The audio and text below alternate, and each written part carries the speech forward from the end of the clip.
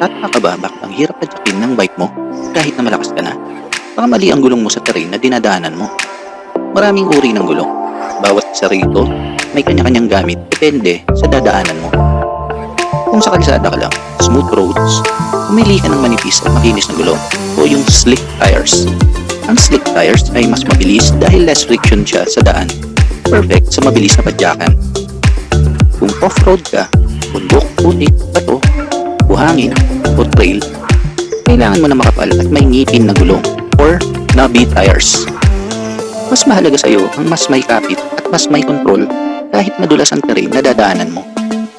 Kung paiba-iba naman ang dinadaanan mo, tulad ng kalsada na may konting trail at off-road, gumamit ka ng semi-slick tires o gravel tires. Ito ang gulong sa gitna ng road tires at trail tires. Mahalaga naman sa iyo ang balance ng speed at grip sa daan.